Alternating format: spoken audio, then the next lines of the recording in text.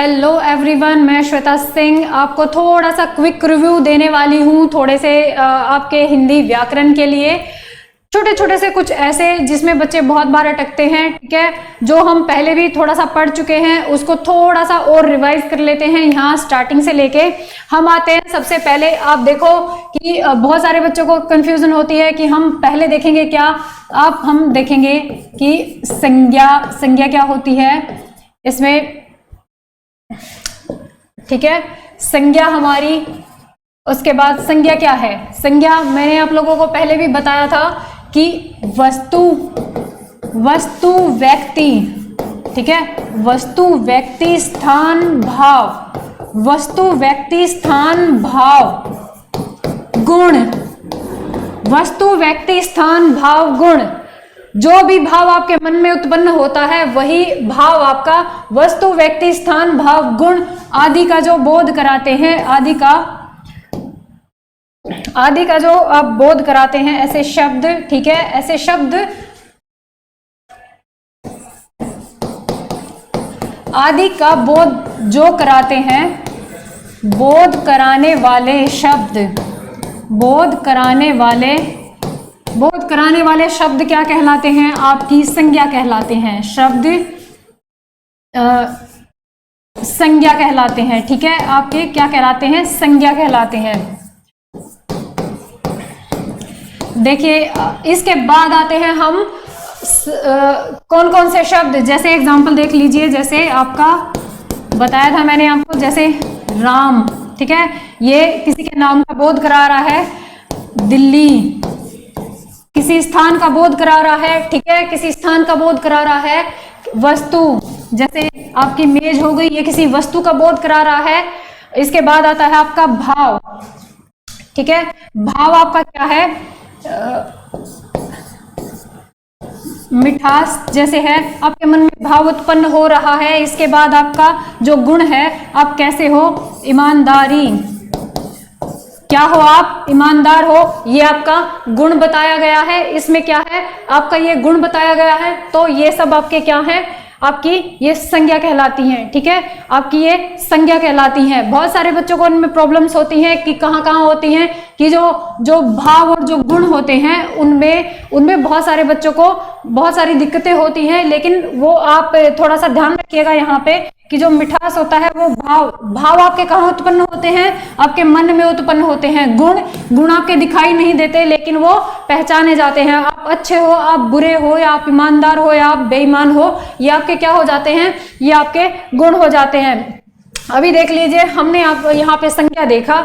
इसके बाद हम देखते हैं जो सर्वनाम है वो क्या होता है। सर्वनाम है वो जो क्या होता है? ऐसे शब्द जो संज्ञा के स्थान पर प्रयुक्त होने वाले शब्द, क्या? संज्ञा के स्थान पर प्रयुक्त होने वाले, संज्ञा के स्थान पर प्रयुक्त होने वाले शब्द कौन कौन से आ जाते हैं? हमने अभी पहले संज्ञा पढ़ा था। प्रयुक्त होने वाले शब्द क्या कहलाते हैं? हमारे शब्द सर्वनाम कहलाते हैं। क्या कहलाते हैं? सर्वनाम कहलाते हैं। सर्वनाम कहलाते हैं। अभी पीछे आपने संज्ञा जो देखा था, जो मैंने आपको बताया था कि संज्ञा क्या होती है। संज्ञा मैंने आपको बताया था किसी व्यक्ति का नाम, किसी वस्तु का नाम, ठीक है, स्थान का नाम, आपके भाव जो आते हैं, आपके गुण दोष, ठीक है, जो भी मैंने पहले भी आपको ये टॉपिक करवाया था जब बताया था कि जो संज्ञा होती है वो क्या होती है? वो नाम होता है। वो संज्ञा क्या होती है? वो नाम होती है, आपकी पहचान होती है। और वही संज्ञा अगर हम देखो, अगर मैं कहूं कि कोई भी शब्द हम बार बार प्रयोग, संज्ञा का क्या है कि हम एक जगह हम प्रयोग कर सकते हैं। जैसे राम स्कूल जाता है, राम किताबें पढ़ता है, राम खेलता है, राम बहुत अच्छा विद्यार्थी है। हम अगर राम बार बार प्रयोग करेंगे तो वो उच्चारण में वो सही नहीं लगता, वो कानों को हमारे वो अच्छा नहीं लगता। इसलिए हम किसका प्रयोग करते हैं? राम के स्थान पर, राम क्या हो गया? आपकी संज्ञा हो गई। राम के स्थान पर हम प्रयोग करते हैं सर्वनाम का। सर्वनाम क्या होगा? यदि हम राम का प्रयोग कर रहे हैं तो सर्वनाम क्या होगा इसके आगे? वह या यह या ये या वे, ठीक है। ये क्या है आपके? ये सर्वनाम है, ये सब क्या है आपके? सर्वनाम है। अच्छा, संज्ञा के भेद मैंने आपको बताया नहीं था पीछे। संज्ञा के कितने भेद होते हैं? संज्ञा के हमारे कितने भेद होते हैं? संज्ञा के 5 भेद होते हैं। और सर्वनाम के कितने भेद होते हैं? संज्ञा के सर्वनाम के 6 भेद होते हैं। बहुत सारे बच्चे संज्ञा और सर्वनाम के भेद में कंफ्यूज हो जाते हैं कि कितने भेद थे, कौन से भेद थे। वो मैंने आपको डिटेल में करवाई थी। यहाँ पे थोड़ा सा हम क्विकली थोड़ा सा देखेंगे। सर्वनाम के कितने भेद होते हैं? सर्वनाम के 6 भेद होते हैं, ठीक है। ये हम पहले हो चुका है हमारा। और संज्ञा के कितने भेद थे? संज्ञा के 5 भेद थे, ठीक है ना। संज्ञा के 5 भेद थे, ठीक है। आगे चलते हैं। आगे आता है आपका विशेषण, ठीक है। आगे आपके आता है विशेषण। विशेषण क्या होते हैं? विशेषण होते हैं संज्ञा और सर्वनाम की, ठीक है। संज्ञा और सर्वनाम की विशेषता क्या बताते हैं? विशेषता। संज्ञा और सर्वनाम की विशेषता बताने वाले शब्द, ठीक है।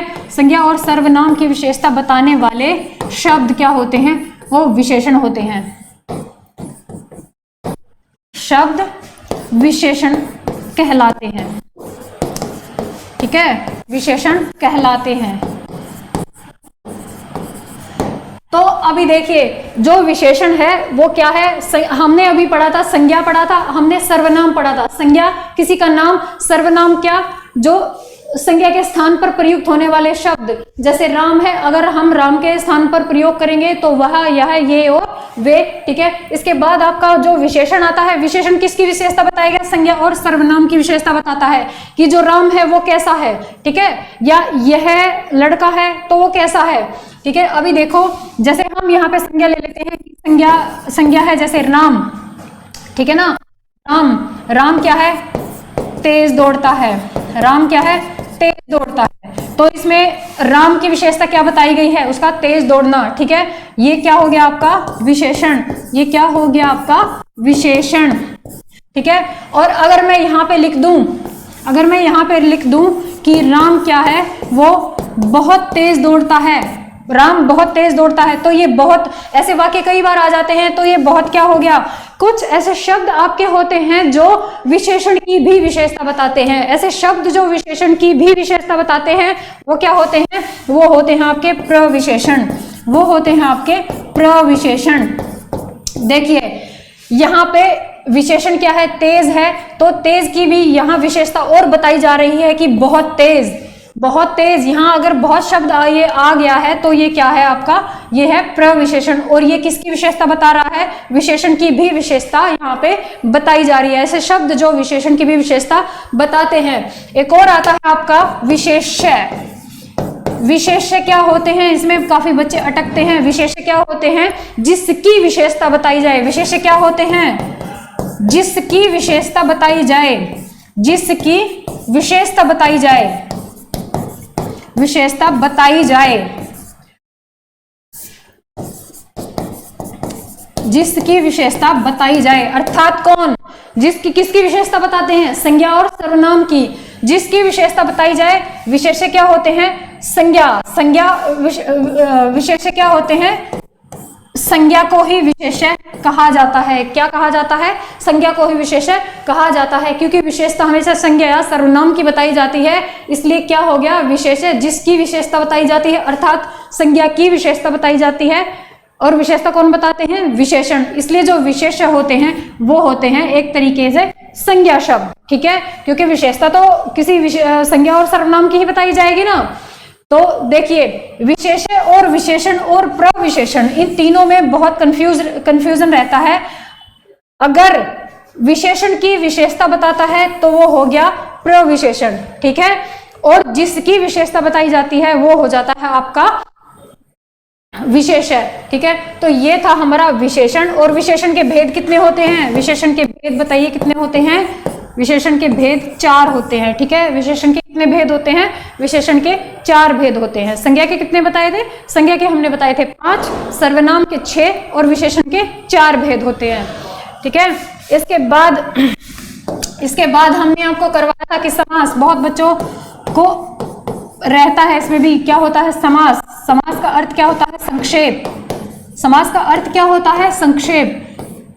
किसी भी वाक्य को बहुत बड़ा ना करके उसका थोड़े शब्दों में उसको बोल देना ही वो होता है उसका संक्षेप। ठीक है, संक्षेप। अभी हम देखते हैं, इसकी मैंने आपको परिभाषा पहले भी बताई थी, अभी भी बता दे रही हूं कि दो या दो से अधिक शब्दों के मेल से जो नया शब्द बनता है वो क्या होता है? वो होता है समास। ठीक है, वो होता है समास। अब जैसे समास के एग्जांपल देखिए, अगर मैं कहूं समास में आप क्या पढ़ते हो? समास में आप पढ़ते हो पहला पद अर्थात क्या? पूर्व पद। ठीक है, पूर्व पद। दूसरा पद अर्थात उत्तर पद। ठीक है, उत्तर पद। इसके बाद आता है आपका समस्त पद। इसके बाद आता है आपका समस्त पद, और एक आता है आपका समास विग्रह। समास विग्रह, इन चार चीजों पे पूरा समास आपका टिका होता है। इन चार चीजों पे आपका समास टिका रहता है। सिर्फ यही चार जो चीज हैं जो मुख्य समास में प्रयोग की जाती हैं। ठीक है, तो अब देखो पहला पद कौन सा? मैं आपको अगर यहाँ पे दिखाऊं कि यदि मैं बोलूं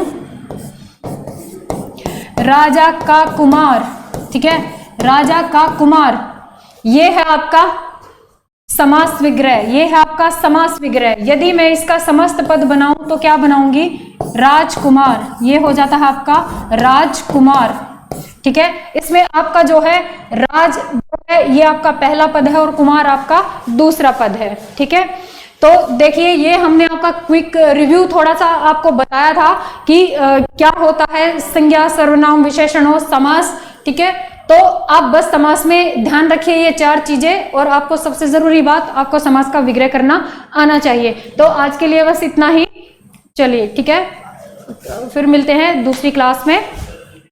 गुड नाइट।